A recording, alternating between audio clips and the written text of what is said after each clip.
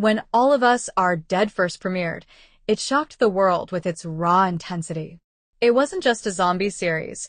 It was a story about fear spreading faster than infection, about young people forced to grow up in the middle of chaos, and about how quickly the world can collapse when society fails its most vulnerable. Season 1 ended, but it never really ended. It left behind silence, unanswered questions, and survivors who were no longer the same people they were before the outbreak. Now, Season 2 is coming, and this time, the story isn't about escaping a school.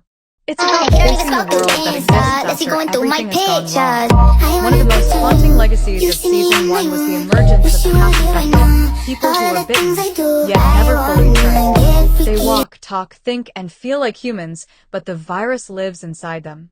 They are proof that the infection is evolving. Season 2 is expected to dive deep into their existence, forcing the world to confront a terrifying question. If someone is infected but still human, do they deserve to live? This moral conflict could become the heart of Season 2. Governments may see the half-infected as weapons, threats, or experiments. Survivors may see them as reminders of everything they lost. And the half-infected themselves may struggle with rage, isolation, and the fear of losing control. They aren't monsters, but they aren't safe either. Another major shift in Season 2 is the scale of the story. The outbreak was never contained to one school. It was only the beginning. Season 2 is expected to move beyond Hyosin and explore a broken society trying to rebuild itself. Quarantine zone. Militarized cities, Réfugié camp. underground facilities, and secrets buried deep by people who claim they're protecting humanity. But rebuilding doesn't mean healing. The survivors carry invisible wounds. Guilt for those they couldn't save. Trauma from the violence they witnessed. Fear that any moment of peace could shatter again.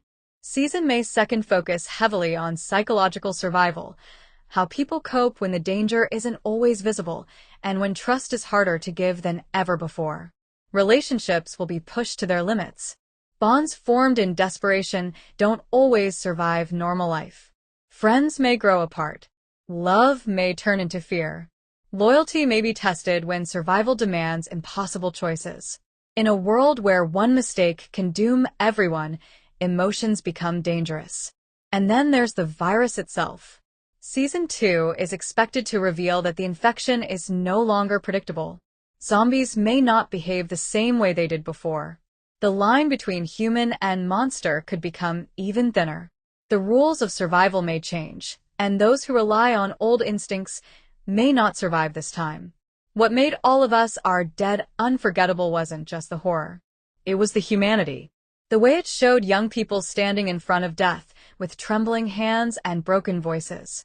Season 2 promises to keep that heart, but strip away any remaining illusion of safety.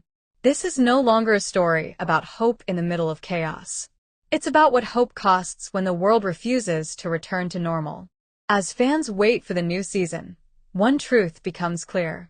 The outbreak didn't end lives, it transformed them. And the real danger isn't the undead anymore. It's the choices the living will make. Because in All of Us Are Dead, surviving the apocalypse is only the first test. Living after it is the real nightmare.